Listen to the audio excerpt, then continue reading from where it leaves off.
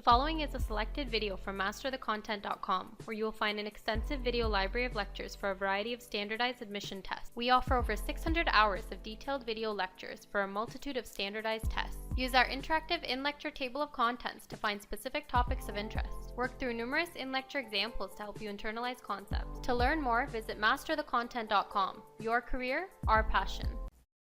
So we've already established that resonance delocalization will stabilize that carboxylate anion. Okay, so you have a base abstracting a proton from that hydroxyl group. That introduces a full negative charge at that oxygen, and that negative charge is delocalized to the other oxygen, resulting in the formation of a resonance stabilized carboxylate anion. Okay, but I want to take your attention, I want to draw your attention to the carbonyl group on its own. The carbonyl group in the neutral form of an acid. That's what we have at the bottom of the screen right here. This is a neutral form of the acid.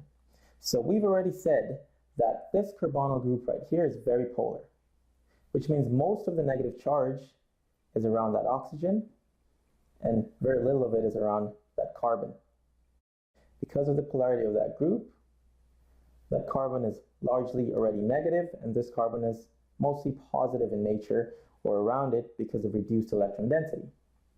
What do you do when you introduce resonance stability? All you're doing is effectively moving the negative charge from this oxygen right here to this oxygen right here. That's all you're doing.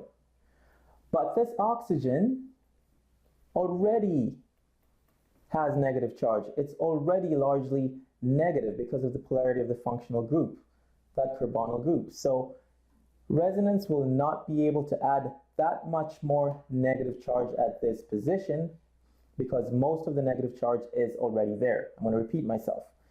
Resonance will not be able to add that much more electron density at this position because most of the negative charge is already there because of the polarity of the carbonyl group. And that's exactly what the second statement is trying to explain. The high polarity of the carbonyl group means that little charge is actually delocalized by resonance. Most of it is already there. Okay, so in that way, resonance doesn't have that much of an impact in the stability of the carboxylate anion compared to the effect of the polar carbonyl group, the inductive electron withdrawal by the polar carbonyl group. And that's exactly what you can see at the bottom of the screen right here.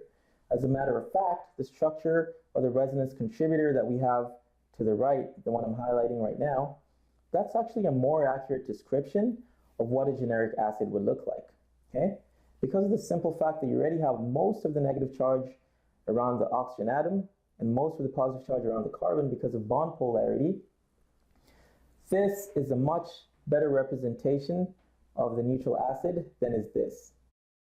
So this resonance form actually probably contributes more to the overall structure of the acid than does this one right here. So, and for that reason, the polarity of the carbonyl group is way more of an important factor in the stabilization of the carboxylate anion than is resonance.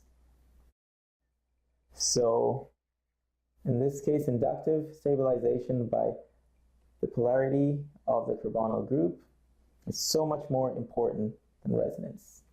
And I hope you have understood the reason as to why this is the case. So we're going to move on right now. And what we are going to look at is the inductive effect of substituents. So how substituents can actually affect the acidity of carboxylic acids. Now,